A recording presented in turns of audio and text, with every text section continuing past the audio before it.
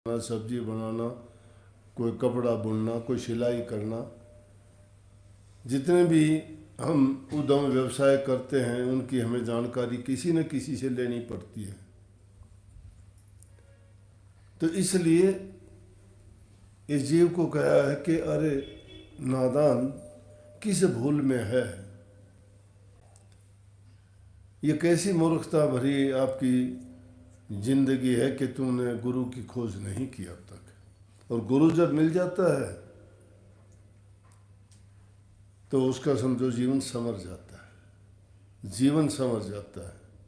ये जीवन का अवसर संतों ने कही है, भई पैरापत मानस दे हरिया, गोविंद मिलन की ये तेरी बरिया, कि तुझे मनुष्य का शरीर जो मिला है परमात्मा से मिलने का यही अवसर है।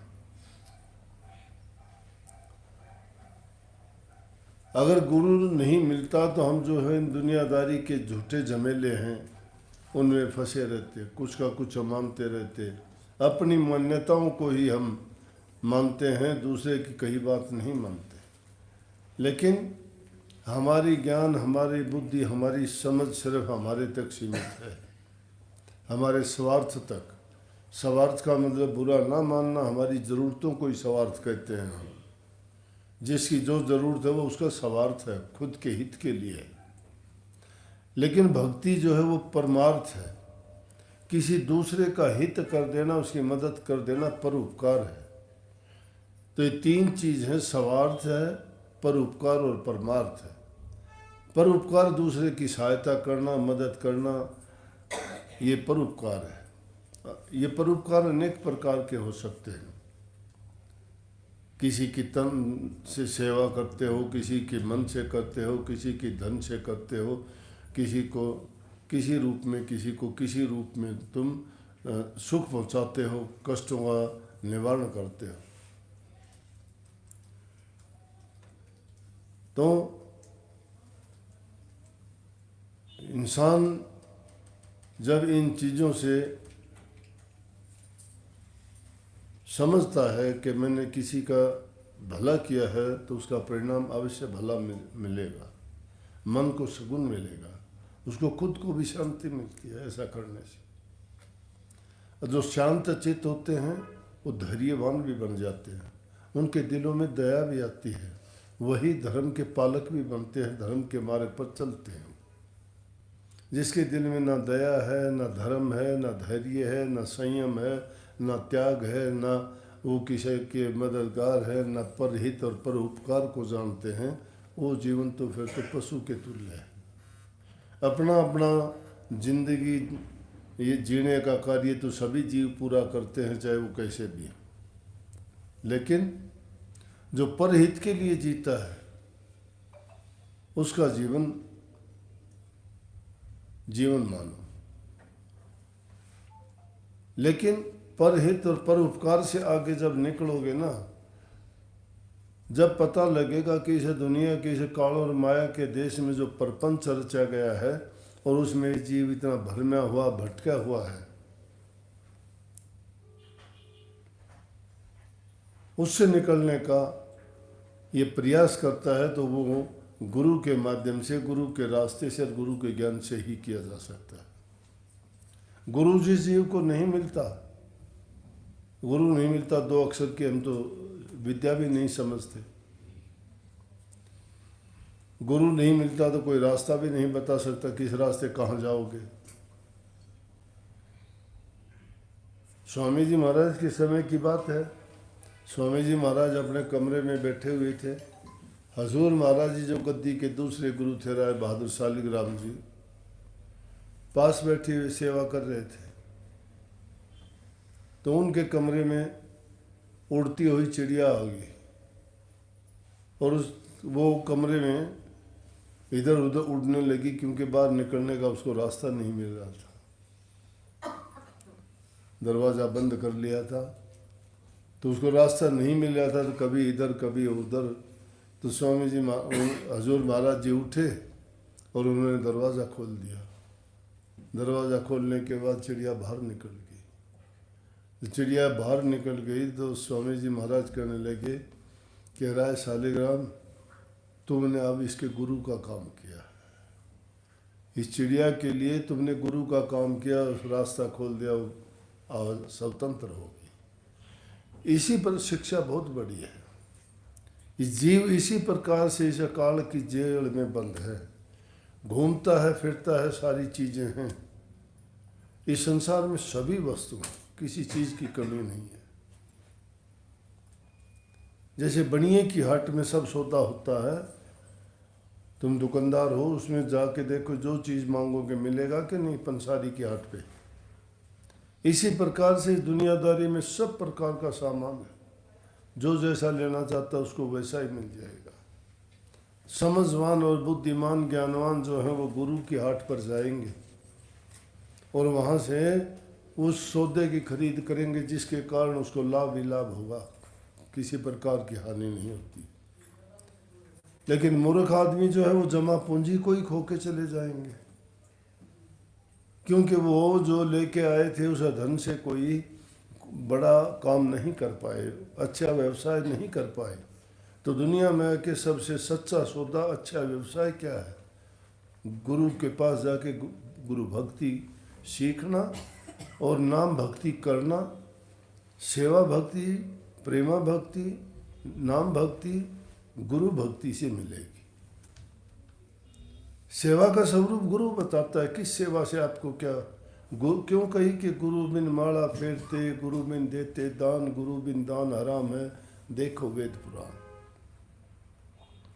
गुरु तुम्हें सही बात बताएगा। गुरु के बिना अगर तुमने कोई काम अपनी मर्जी से कर दिया, हालांकि तुमने अच्छे के लिए किया होगा, लेकिन आप समझ नहीं पाए, उस आपके अच्छा करने से ऐसा बुरा काम हो गया जिसके कारण जो पुण्य आपको मिलना चाहिए था उसके बजाय आपको पाप मिल गया।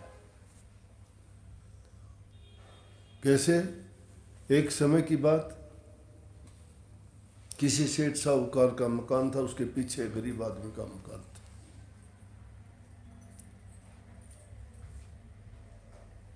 ये बात जो गई ना, गुरु बिन माला फेरते, अज्ञान में किया हुआ काम नुकसान दे जाता है।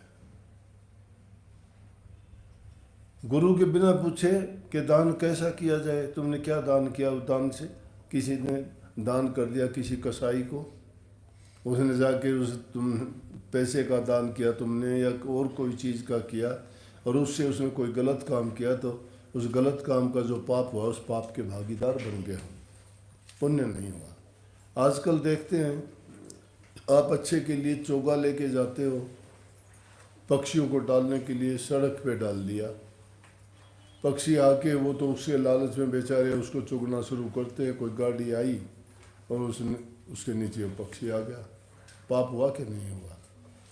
या कुत्ता बिल्ली ने उनको पकड़ लिया, अगर वो चोगा हुआ नहीं डालते तुम, तो वो उस लालच में नहीं आते तो उनकी जान बच जाती। लेकिन ये दोष ना देना कि परमात्मा ने ऐसा ही लिख रखा था, गलत बात है। आदमी को अपना जतन करना चाहिए, कर्म की आस छोड़ दे। कर्म है, कर्म भोग है, कर्म फल है, लेकिन कर्म को दोष भी ना दो, कर्म बनाने वाले भी तो हम ही हैं। उसके लिए जतन तो हमें करना ही पड़ेगा ना। बिना जतन किए कह दिया कि कर्म था, अब अग्नि जलती है, उसमें कूदोगे जलोगे। किसी जल में अगर समुद्र में डाक लगाओगे तैरना नहीं आता, डूबोगे। अगर कोई तुम आँख मीच के कोई बिना सोचे समझे काम करते हो, तो किसी न किसी पर बिजली की तार नंगी हाथ लगाओगे तो परिणाम बुरा होगा। कर्म तो हमने किया, पता है हमें। तो इसी प्रकार से कई बार क्या करते हैं, कुछ लोग जेब में रोटी लेके चलते हैं सुबह, उसके टुकड़े कुत्तों को डालते हैं। कुत्ते के छोटे छोटे बच्चे होते हैं, गाड़ी का हॉर्न तो नहीं सुनते, वो उस टुकड़े के लालच में उस सड़क पे आते हैं, गाड़ी उनको मार के चली जाती है। पाप किसको लगा? गाड़ी जलाने वाले को मिला या टुकड़ा डालने वाले को मिला? उसने तो टुकड़े डालने वाला तो बड़ा पुण्य करके गया कि मैंने कुत्ते को रोटी डाल दी। उसको ये थोड़ा पता है मेरे ऐसा करने से ये हुआ। तो ये हम ना समझी, ये नादानी है, ये बेवकूफ़ी है। उस काम को समझ के करे। इस चीज़ में भी गुरु की तो कदम कदम पर इस जीव को आवश्यकता है। जब दूसरी चीज़ों में जरूरत है तो भक्ति का रास्ता तो बड़ा कठिन रास्ता है, आसान नहीं है। उस रास्ते पे चलने के लिए कदम कदम पर आदमी के साथ धोखे हैं, कदम कदम पर काल की ऐसी चौकी है जो इस जीव को भरमा देती है। इसलिए हमें सोचना चाहिए। तो साहूकार के मकान के पीछे एक गरीब आदमी का मकान था। उस मकान गरीब आदमी था, उसको काफ़ी दिन से कोई रोज़गार मिला नहीं, खाने को अन्न भी नहीं था। ये आज के ज़माने में बात बड़ी अजीब सी लगती है कि क्या ऐसा समय था कि अनाज भी नहीं मिला था। ऐसा ज़माना था, अन्न भी नहीं मिलता था, खाने को रोटी नहीं मिलती थी, काम नहीं मिला, रोज़गार था नहीं, कुछ भी। किसी की मजदूरी करके कुछ लाता था, 7-8 दिन से कुछ नहीं मिला, काम की तलाश में वो तो निकल गया, पीछे से उसकी घरवाली को बच्चा हो गया, घर में संभालने वाला नहीं कोई भी। अब वो खाट से उठ नहीं सकती, बच्चा हुआ है, खाने के लिए कुछ नहीं। किसको कहे, घर में दूसरा है नहीं। आदमी तो कहीं अपने रोज़गार की तलाश में गया, वो बेचारी खाट में पड़ी है और कर आती है पड़ी पड़ी, बच्चा भूखा, उसका दूध पीता है। 2 बातों की, ऊपर से उस घर की औरत जो साहूकार आदमी था वो देख रही थी। उसने देखा वो बहुत दुखी है, बेचारी तड़फती है। उससे पूछने लगी, बहन क्या बात है। उसने उसको बता दिया हालात कि मैंने 8-10 दिन से कुछ नहीं खाया है, बच्चा भी हो गया, घर में कोई है नहीं, घर में खाने की चीज़ भी नहीं। उसके दिल में दया आई, बोली कि रुको। उसने अपने घर में गोंद के लड्डू बना रखे थे बड़े बड़े, उसने उसको 4 लड्डू लाके दे दिए। 4 लड्डू ला के दिए तो अब गरीब आदमी थे, उसने एक खा के अपना गुजारा कर लिया। घरवाला जब आया तो उसको भी उसको दे दिए। घरवाला बोला कि खा के क्या करूँगा, ऐसा करते हैं मैं इन लड्डुओं को बाज़ार में बेच दूँ, 3 जो बचे, उससे जो कुछ मिलेगा थोड़ा अन्न ले आएंगे, 2-3 दिन काम चल जाएगा। वो गया, उन लड्डुओं को बेच के जो पैसा मिला उससे उसकी लाने के बजाय वो मुर्गी के अंडे ले आया। उनसे कुछ ज़्यादा पैसे बने, रोटी भी उन्होंने खाई 2-3 दिन, और उनके बेचने से और पैसे उनके बढ़ गए। उससे उसने मुर्गे लाने शुरू कर दिए, मुर्गे से बकरे मारने तक शुरू कर दिए, जीव हत्या करने लग गया। 1 नहीं 2 नहीं, दिन प्रतिदिन उसका कारोबार बढ़ना शुरू हो गया। 20-20 बकरे रोजाना काटता, और उधर से जो साहूकार था उसका कारोबार ठप हो गया, उसका काम बेकार होना शुरू हो गया, गरीबी आनी शुरू होगी उसमें। उसका गुरु था, गुरु के पास गया कि गुरु से जाके पूछूं, मैंने तो कुछ गलत किया नहीं।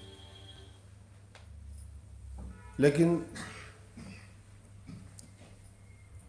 समझवान आदमी के पास जब जाओगे तो वो उसके हालात को, उनकी बातों को पूछता है कि कैसे हुआ, क्या हुआ। तो उन्होंने जाके बताया गुरु से, जी ये बात हुई। बोला कि कोई बात हुई थी। बोला जी ऐसी तो हमने कोई गलती की नहीं, बल्कि कुछ अच्छा काम और किया था। बोले क्या। बोला जी इस तरह से एक गरीब औरत थी, उसकी मदद की थी। बोला तो उसका क्या हाल था, अब क्या हाल है उसका। बोला जी उन्होंने तो ऐसा किया था, और उनका तो बहुत कारोबार लंबा चौड़ा हो गया। पहले तो गरीब सा आदमी था, अब तो हमारे बराबर का हो गया। कहने लगे भाई एक काम कर, उससे जाके कह देर किसी तरह से वो पाप करवाना छुटवा दे जो जीव हिंसा रोजाना करता है। वो जीव हिंसा करनी जब छोड़ देगा तो उसका अच्छे काम में तू शीर कर लेना, नेक काम में, तो तेरा काम भी चलेगा, उसका भी चल जाएगा। तो गया, उसने अपनी घरवाली से बताया, घरवाली उसकी गई, जाके कहने लगी बहने काम आई हूँ। बोली के कहो। आपका तो बहुत एहसान है मेरे ऊपर। एहसान किया हुआ आदमी भूलता नहीं है।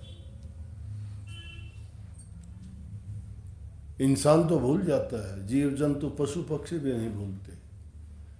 तुम किसी जानवर की भी मदद कर दोगे ना, वो भी समझ जाएगा ये तेरा मित्र है, तेरा हितकारी है, तेरा बुरा नहीं करेगा, तुझे कष्ट नहीं देगा। उसकी तुम अगर थोड़ी सी भी मदद करते हो, वो तुम्हें अपना मित्र बना लेगा, तुम्हारे से भय नहीं करेगा। ये घरों में जितने पालतू जीव जंतु हैं पहले जंगलों में ही घूमते थे ना। इंसान के मित्र कैसे हो गए, साथ रहते रहते उसको पता लग गया कि ये तुझे कष्ट देने वाला नहीं, तो वो उसकी मदद करता है। गाय भैंसें दूध देते हैं, कुत्ता कब का मित्र है। और कितने बिल्लियाँ वगैरह तुम घरों में कितने पालते हो, वो समझ जाते हैं। बोली बहन तेरा बहुत एहसान है मेरे ऊपर, तू जो कहेगी बता मैं क्या करूं। बोली कि तुम्हारा कारोबार बहुत बढ़ गया, अगर तुम ये काम छोड़ दो और हमारे काम में साझा कर लो तो बड़ा अच्छा हो। बोली कि हो बहुत अच्छा किया, हम तो चाहते हैं कि पाप कर्म जो है छूट जाए और आपके साथ हम तो काम कर लेंगे। वो उसका पाप कर्म छूट गया धीरे धीरे करके। जब उसके सेठ के साथ, साहूकार के साथ उसने काम मिल के किया, दोबारा से उसका पूरा कारोबार बहुत ज़्यादा बढ़ गया। दोनों ने मिल के काम किया, पाप कर्म छूट गया। किसने रास्ता दिखाया? गुरु ने दिखाया। अब गुरु की ज़रूरत पड़ी कि नहीं इस काम के लिए, कि अगर गुरु के बिना गुरु के ज्ञान के वो अज्ञानपूर्ण काम कर दिया तो उसके कारण उसको कितना कष्ट भोगना पड़ा। अगर कोई बताने वाला होता कि भाई ऐसा करने से पाप करना, लेकिन उसने क्या सोच के किया था? अच्छा सोच के किया बेचारी ने, उसने तो बुरा नहीं किया था ना। तो कई बार हमारे से जो भूल हो जाती है, अगर कोई बताने वाला, समझाने वाला, या हमें यूँ ही समझो कि गुरु हो और वो हमें सही बात बता दे, तो इस तरह से होने वाली घटनाओं से हम बच सकते हैं और पाप से मुक्त हो सकते हैं। और सबसे उत्तम चीज़ है कि आदमी जब अच्छे काम में लगता है, नेक काम करने लगता है, तो उसकी रुचि नाम में भी, भक्ति में भी होती है। क्यों कि शुद्ध हृदय हो जाता है, पवित्र आत्मा जिसकी हो जाती है वही भक्ति की ओर चलता है। जिसकी आत्मा पे मैल है वो भक्ति नहीं, भक्ति तो उसको बुरी लगेगी। क्यों? उसका मन का भटकाव है, उसको दुनियादारी की चीज़ों का आनंद लेने की आदत है, वो विषय भोगों में खुश है, वो इंद्रियों का गुलाम है, उनका दास है, उनके पीछे लगा रहता है। उनमें जो आनंद मिलता है, भक्ति का आनंद पहले नहीं आता, इसका स्वादहीन है वो। दुनिया के भोग स्वाद से भरे हुए लगते हैं, लेकिन परिणाम उनका बुरा होता है। भक्ति का परिणाम बड़ा अच्छा होता है, लेकिन स्वाद उसका रस नहीं है, शुरू में नीरस है वो। अब नीरस काम कौन करेगा? उसमें मन भी नहीं लगेगा। मन को आदत पड़ी हुई है, इस माया का लोभी है, तो ये मन मानता नहीं है। मन मेरा लालची, अब मानने नहीं गंवार, भजन करने को आलसी, खाने को होशियार। भजन का टाइम आता है, मन इनकार कर देता है। लेकिन खाने पीने का जब उस विषय भोगों की जब इसकी कामना उठती है मन में, तो ये फटाफट चल देता है। तो इस मन का बड़ा टेढ़ा काम है, ये इस जीव के पीछे लगा रहता है। परंतु जिसने अपनी बागडोर सतगुरु को संभला दी है, मन उसका कुछ नहीं कर सकता। मन फिर तो उससे मित्रता करता है, कहता है कि जो तू कहेगा वही करूँगा, क्योंकि उसको पता है कि तेरी बात चलने वाली नहीं है। अब हम मन दुनिया को दे देते हैं, दुनियादारी की चीज़ मन, दुनियादारों को मन दे दिया तो मन के साथ खिलवाड़ करते हैं। माया तो खेल करती है। लेकिन वो मन अगर सतगुरु को दे दोगे तो गुरु तुम्हें इन इस तरह वाली बातों से बचा के और प्रभु भक्ति की ओर लेके जाएंगे। ये दुनिया का झमेला इतना टेढ़ा है, बार बार इसमें कष्ट झेलते हैं, दुख उठाते हैं, पता नहीं चलता हमें। जो बनावटी दुनिया है वो अच्छी लगती है।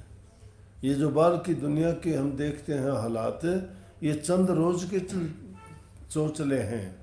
कुछ दिन के बाद में ये तो जिस तरह से पानी का बुलबुला उठता है, इसके बाद ये ख़त्म हो जाते हैं।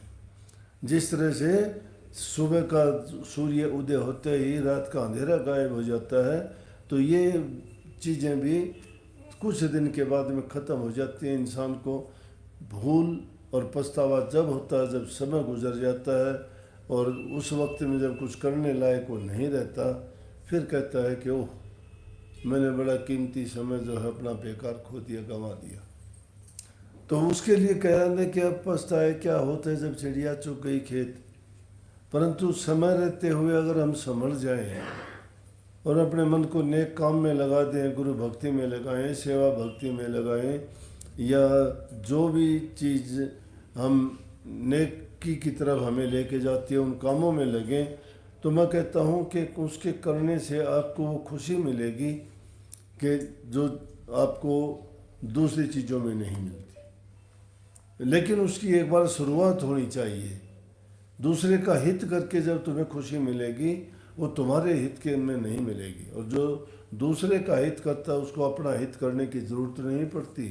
दुनिया का नियम है, तुम जिसके प्रति जैसा करोगे लौट के तुम्हारे पास वैसा आएगा, और एक नहीं 1000 गुना बढ़ के आएगा। लेकिन उसके लिए उतावलापन नहीं होना, ये ना सोचना कि आज कर दो और कल ही मिल जाए। आज करके सोचते हो कि मैंने आज किया, कल नतीजा मिलने में तो टाइम लगता है। तो उस टाइम के लिए और बल्कि सोचना ही नहीं चाहिए।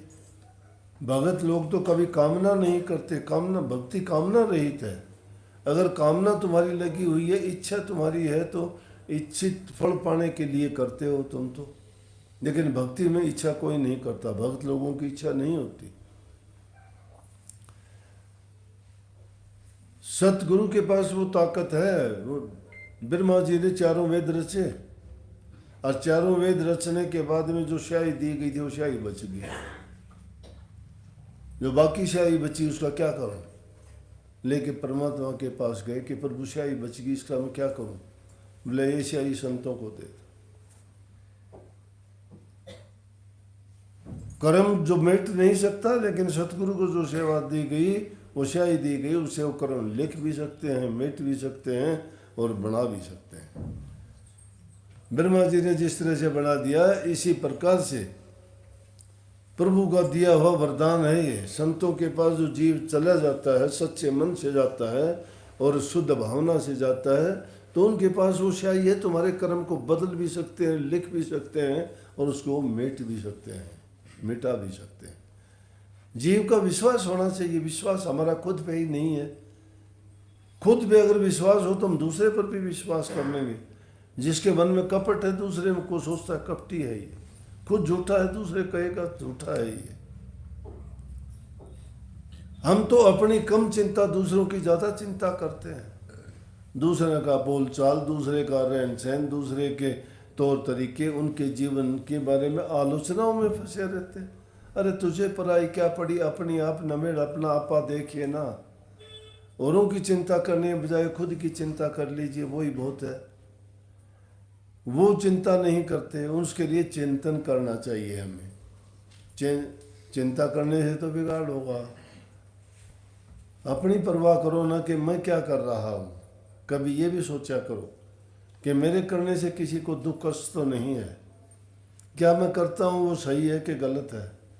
मैं करूँगा उसका नतीजा मुझे ही भोगना है, किसी दूसरे को तो नहीं ना। ये जीवन तक बदल दिया इन बातों ने। जो आदमी सोच लेते हैं संतों का तो एक एक वचन इंसान के लिए इतना गुणकारी, लाभकारी और उनके हितकारी है। लेकिन इतवार आना बड़ा कठिन है। वो इतवार ना आने का मतलब क्यों है? कि मन ने हमें इतना भरमा दिया, हमारा इतबार खुद पे भी नहीं है।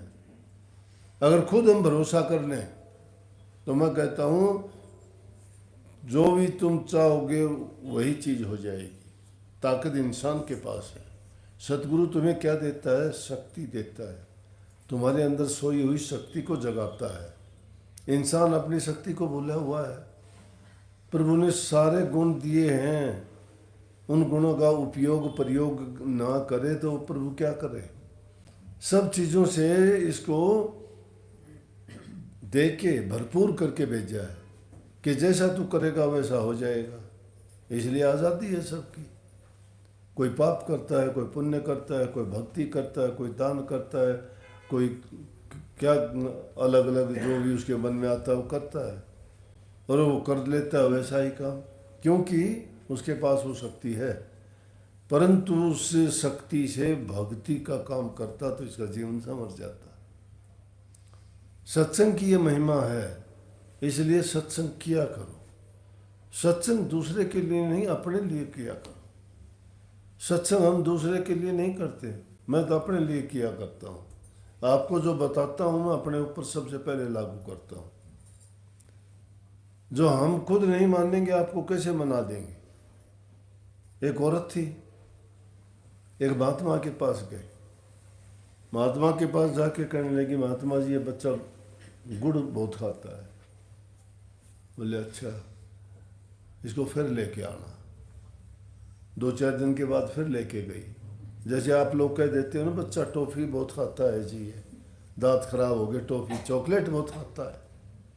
जब गुड़ होता था अब चॉकलेट होगी, अब चॉकलेट कह लीजिए चाहे। महात्मा के पास जाके कहने लगे बच्चा चॉकलेट बहुत खाता है। डॉक्टर कहता है इसके दांत खराब हो गए, चॉकलेट ना दो। बच्चा मानता नहीं है, गुरुजी उपाय बताओ कुछ। बोले अच्छा बताएंगे भाई, कहेंगे कि जी आप कहोगे तो मान जाएगा, हमारे कहने से तो नहीं मानता, आप समझाओ इसे। बोले इसको फिर लेके आना। कुछ दिन के बाद में फिर लेके गई कि जी आपने कहा था कि इसको फिर लेके आना, कि आज फिर लेके आई हूँ, ये बहुत इसकी आदत है, वो आप इसको समझाओ। बोला कि भाई फिर लेके आना। वो कुछ दिन के बाद में फिर गई तो फिर वही बात। बोला हाँ बोलो कैसे आए? बोला जी आपके पास 2-3 बार आ लिए। अच्छा आप वो हो कि बच्चा गुड़ खाता है या वो चॉकलेट खाता है? बोले हाँ जी वही है। बोले अच्छा ले आ भाई। उसको पास में बैठा के कहने लगे बेटा मैं बताऊं, चॉकलेट खाना बहुत बुरा है। दांत खराब हो जाते हैं, पेट में कीड़े हो जाते हैं, पेट खराब हो जाता है, बार बार रोग बीमारी घेर लेती हैं, ये अच्छी चीज़ नहीं है ज़्यादा। अच्छा ना खाना, ना खाया। बस इतनी बात कही थी। बोला ले जा इसको। बोला ये बात तो आप उसी दिन कह देते, इतनी बार चक्कर कटवा के आपने ये बात कही। कोई आपने, मैं तो समझी थी कोई मंत्र मारोगे कोई ये। बोला ये बात उसी दिन कह देते। बोले भाई उस दिन कैसे कह देता, मैं खुद गुड़ खाया करता। मेरी खुद की आदत थी, जब मैं खुद ही वो काम करता था तो मैं कह के कैसे ये कह सकता था। बोले अब मैंने खुद छोड़ दिया इसलिए इसको कहा है। तो जो बात का हम पालन खुद करते हैं, दूसरे को कहते हैं तो पालन करेगा। अब पहले हमें अपने आप को देखना चाहिए।